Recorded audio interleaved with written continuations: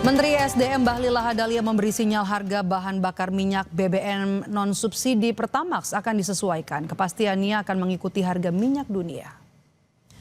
Menurut Bahlil, harga BBM non-subsidi seperti Pertamax mengikuti harga pasar minyak dunia, yang artinya jika ada kenaikan dan penurunan minyak global, maka dalam negeri akan mengikuti.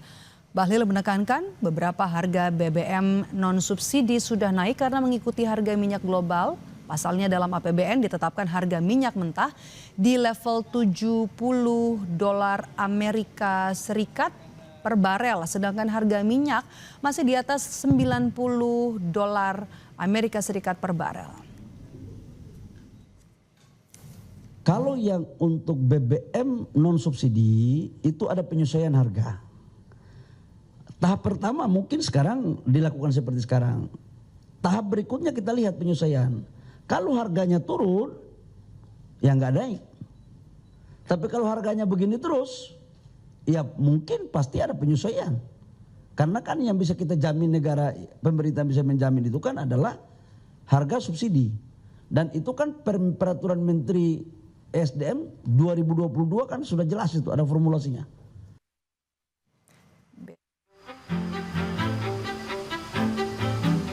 Kenaikan harga gas LPG 5,5 dan 12 kg membuat pedagang UMKM beralih ke gas non-subsidi. Salah satunya dilakukan oleh Novelia Ajeng. Ia memilih menggunakan gas non-subsidi untuk mensiasati modal agar tidak menaikkan harga makanan di kedai miliknya. Novelia mengaku kenaikan harga LPG 12 kg hingga mencapai Rp228.000 cukup memberatkan pedagang UMKM. Kayaknya pakai yang 12 kilo, cuma buat sekarang karena harganya naik lumayan banget ya, kita akalin pakai yang 3 kilo, yang subsidi. Ini ke depan semoga harga bisa lebih bijak lagi ya untuk kenaikan, atau mungkin nanti bisa turun juga waktu ke depannya.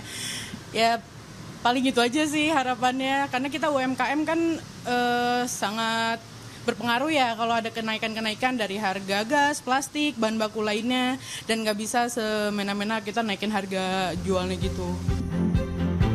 Kenaikan harga LPG 12 kg saat ini dikeluhkan oleh reseller pangkalan gas.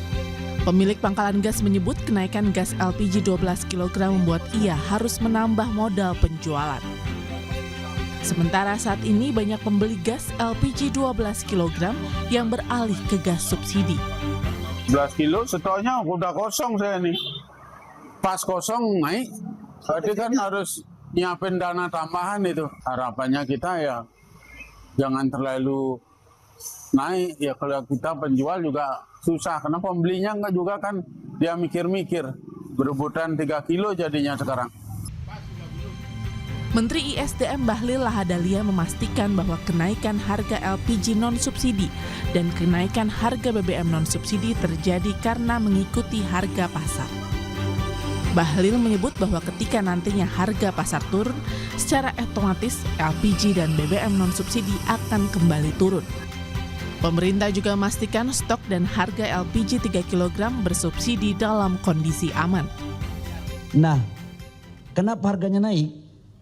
Saya katakan bahwa kita mengatur harga yang pemerintah bisa menjamin untuk harganya nggak naik itu adalah yang bersubsidi. Sementara yang tidak bersubsidi itu dipakai oleh industri, restoran, hotel. Jadi itu memang tidak kita atur harganya, dia menyesuaikan dengan harga pasar. Begitu bos. Ini akan ada formulasinya. Dulunya itu kan pakai harga Saudi Aramco. Jadi kalau harga dunia turun, dia pasti turun juga. Kalau harga dunia naik, naik. Sejak 18 April, Pertamina Patraniaga menaikkan harga gas LPG untuk tabung 12 kg dan tabung 5,5 kg. Harga LPG kilogram di Pulau Jawa saat ini sebesar Rp228.000 atau naik Rp36.000 dari sebelumnya. Sementara harga LPG 5 kg di Pulau Jawa saat ini naik sebesar Rp107.000 atau naik Rp12.000 dari sebelumnya. Sementara harga gas LPG di Papua mencapai Rp285.000 untuk gas 12 kg dan Rp134.000 untuk gas 5,5 kg. Tim Liputan Kompas TV. Kenaikan harga BBM non-subsidi dan LPG non-subsidi sangat dipengaruhi oleh harga minyak dunia. Menteri SDM Bahlil Lahadalia pun mengisyaratkan adanya kenaikan harga Pertamax jika harga minyak dunia terus naik. Seberapa tinggi prediksi kenaikan harga dan juga dampaknya kita bahas bersama dengan ekonom dari Universitas Paramadina, Wijayanto Samirin. Pak Wija dengan Maidop. Ya, apa kabar Mbak Maidop? Sehat. Pak Wijak, perang kan sepertinya bakalan terus berlanjut karena Iran ini kan menolak ya untuk duduk kembali bersama dengan AS untuk membahas soal perundingan. Dalam proses gencatan senjata saja BBM dan juga gas non subsidi kita sudah naik begitu ya. Kalau misalnya perang ini terus berkepanjangan, bagaimana Pak nanti harganya? Ya, saya memang melihat ya perang ini akan berkepanjangan, tetapi masing-masing pihak juga bisa mengontrol diri. Sehingga prediksi saya harga BBM ini akan bertahan di sekitar 95 hingga 100. Karena mereka juga tidak mau misalnya Amerika harga BBM terlalu tinggi sehingga masyarakatnya juga protes. Jadi mereka tetap memaintain konflik tetapi memanage dampaknya.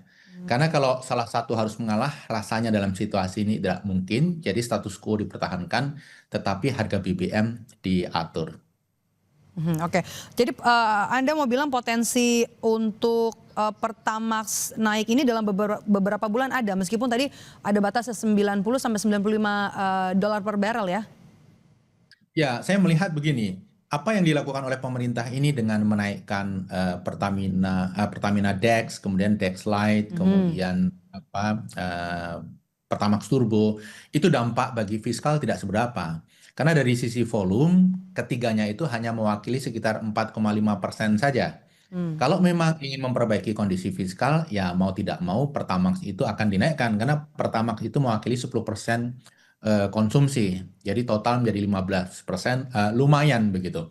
Saya juga memperkirakan mau tidak mau pemerintah akan menaikkan karena kemampuan Pertamina untuk menahan dari sisi cash flow untuk mempertahankan harga ini juga ada batasnya. Perhitungan seorang teman ekonom itu mengatakan Pertamina hanya bisa tahan 3-4 bulan. Saya rasa ini sudah berlangsung cukup lama kan, sudah 2 bulan lebih. Jadi masa pemerintah akan menaikkan itu menurut saya akan dilakukan mau tidak mau terkait dengan Pertamax. Dan begini Pak Medok, saya melihat sebenarnya pemerintah ini berharap agar konflik segera berakhir dan harga minyak segera turun. Jadi kembali ke kondisi normal tanpa perlu menaikkan harga BBM.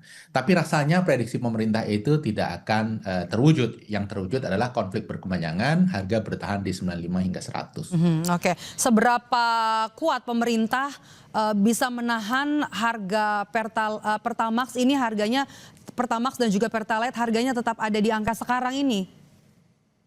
Saya rasa kalau kita melihat kapasitas keuangan Pertamina, seperti perhitungan teman saya, Yanuar Rizky, itu sekitar 3 bulan, 4 bulan maksimal Pertamina bisa menahan kondisi.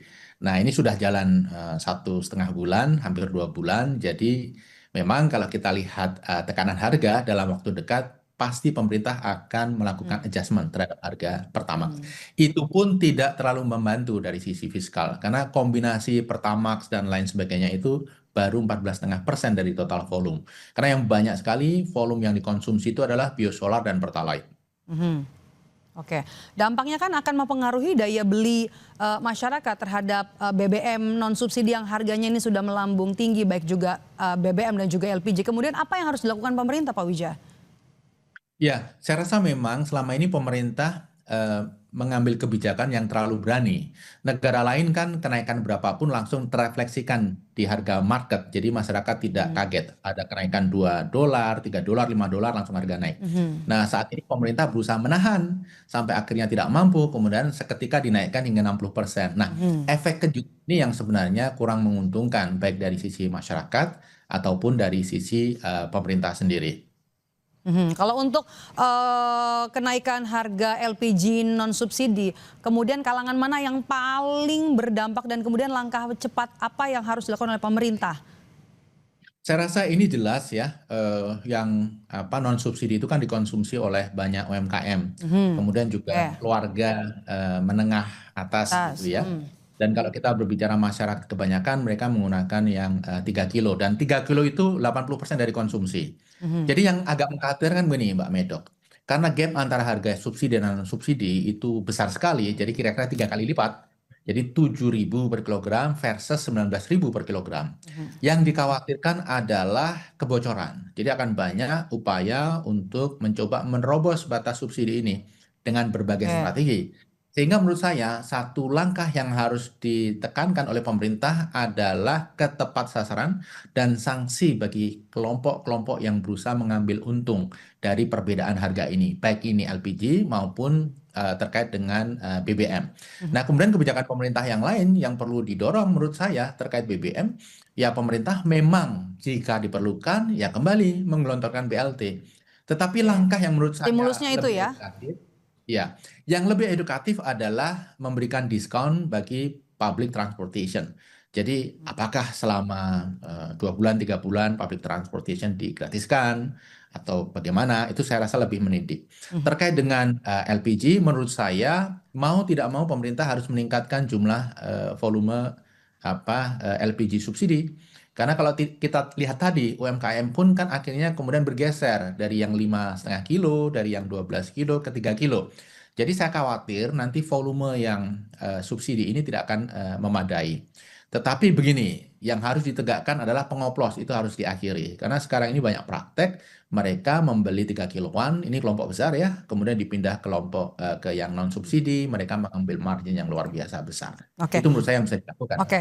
Sebelum harga kemudian kembali merangkak naik baik juga untuk BBM dan juga LPG non subsidi, langkah paling cepat apa yang bisa dilakukan pemerintah untuk menjaga daya beli masyarakat, Pak Wijah? Ya, saya rasa BBM ini sudah coba dilakukan dan ternyata memang kapasitas fiskalnya mentok. Hal yang lain menurut saya adalah memastikan inflasi pangan ini terkendali. Karena sebentar lagi kan kita akan memasuki masa kemarau ya, dan ada prediksi El Nino, ada prediksi urea akan mengalami kesulitan. Jadi aspek itu menurut saya harus betul-betul dijaga. Jadi inflasi energi ini memang berat, tetapi lebih berat lagi kalau nanti inflasi pangan juga terjadi. Jadi be prepare sebelum El Nino betul-betul datang, pemerintah harus memastikan logistik pangan, pupuk urea, kemudian harga pangan itu bisa terkontrol dengan baik. Oke, baik. Terima kasih sudah memberikan perspektif bersama kami di Kompas Petang hari ini. Sehat selalu, Pak Wijah.